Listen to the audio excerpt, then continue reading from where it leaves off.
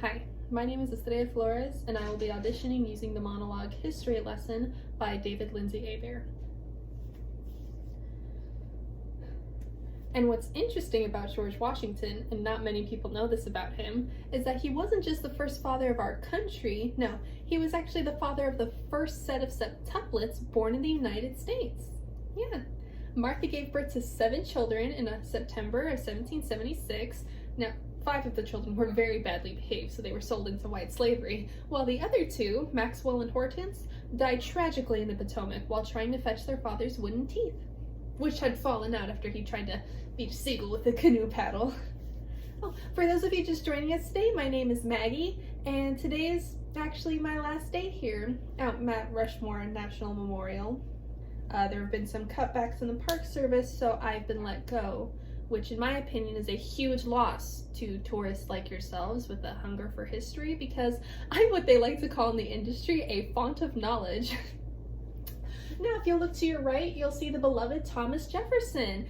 And most people, again, don't know this about him, but he was actually born without skin from the neck down. Yeah, in fact, most of his childhood was spent in and out of hospitals due to disease from all the exposed muscle tissue and whatnot.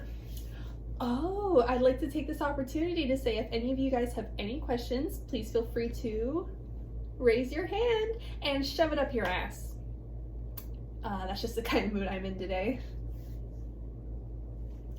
Well, it seems I've lost some of you.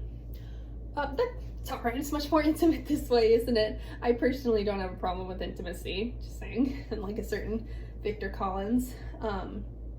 He's actually my former boss and ex-lover here at the Park Service. He's actually, the man responsible for my layoff as well as my monthly herpes outbreak. Now, if you look, the next president we have is Theodore Teddy Roosevelt, a well-known president and a well-known pederast. That's right. Yeah, in fact, most of his presidency was spent in and out of Cuba and Panama in search of little boys to join his Rough Riders Club, if you know what I mean. He was in the famous burlesque film at that time, Tally Ho Kathleen. He enjoyed chess and long walks on the beach. Similar actually to Victor Collins. If any of you guys actually today have any questions, comments, concerns, you can feel free to take it up with him. His office is actually down the hall, past the gift shop, behind the glass doors. He'll be the fat fuck in the stupid hat and Cheetos. Oh, and make sure when talking to him to scream and use as much profanity as possible, because he works better when he's berated and under pressure. And lastly, we have Honest Abe Lincoln, our first Jewish president and the inventor of dirt. He had X-ray vision and he walked with a peg leg. He spoke fluent Mandarin and he lived with his wife in an adobe hut because she was very mentally unhinged. Speaking of mentally unhinged, let's just pretend that like you're me and I'm Victor, okay? Just for reference.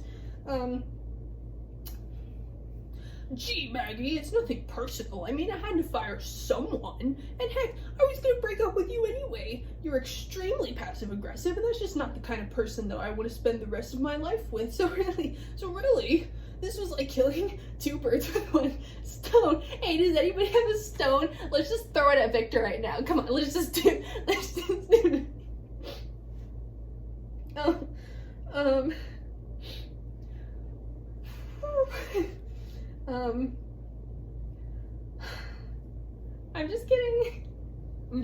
I'm just kidding. I'm just kidding. Violence is never the answer.